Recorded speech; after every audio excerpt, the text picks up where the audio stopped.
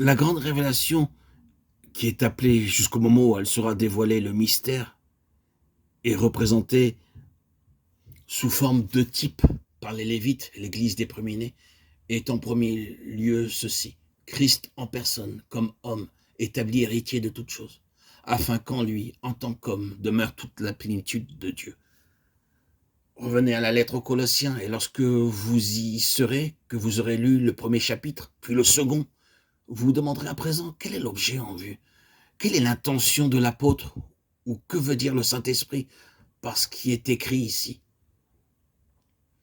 La première réponse serait que l'objectif est de montrer, de déclarer la divinité du Seigneur Jésus-Christ. Vous ne pouvez pas le nier. Prenez des termes comme ceux du verset 19 du chapitre 1 et le verset 9 du chapitre 2. Assurément, dans ces passages, il est question de divinité. L'objet de la lettre fut de présenter Christ dans sa juste place, comme un avec Dieu.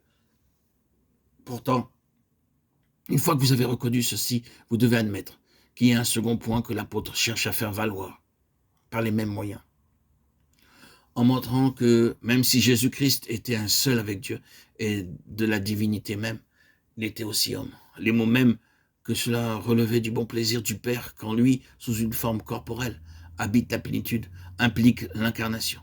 Que là, il y avait un homme en qui demeurait la plénitude. Il était Dieu, mais homme aussi. Il est devenu homme. La grande révélation sur Jésus-Christ en personne qui est à présent dévoilée est d'une part exactement cela. Non pas que toute la plénitude demeure en Dieu, ceci n'est pas une révélation particulière, il n'y a aucun mystère à ce sujet. Ce n'est pas non plus qu'il plût à Dieu que toute la plénitude devait demeurer dans un membre de la divinité. Il n'y a rien qui pourrait nous surprendre dans ceci. Cela ne nécessite pas de révélation et peut être considéré comme normal.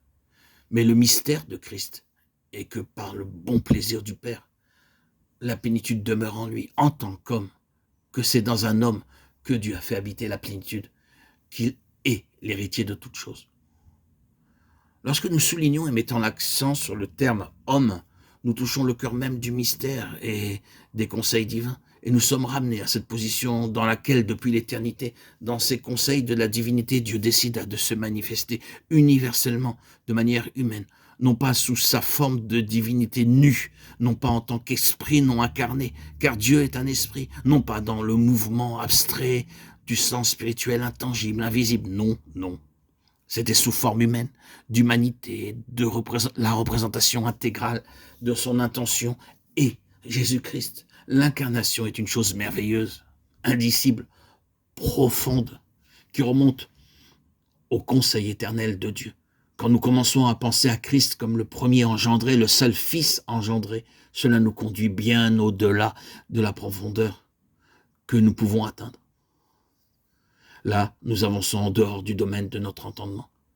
Même s'il ne nous est peut-être pas possible de le discerner et de le comprendre, nous sommes capables de bien saisir que l'objectif de ceci, quel que soit le moyen par lequel il fut accompli, quel que soit son profond mystère, est le désir de Dieu de s'exprimer, de se manifester lui-même sous forme humaine dans cet univers.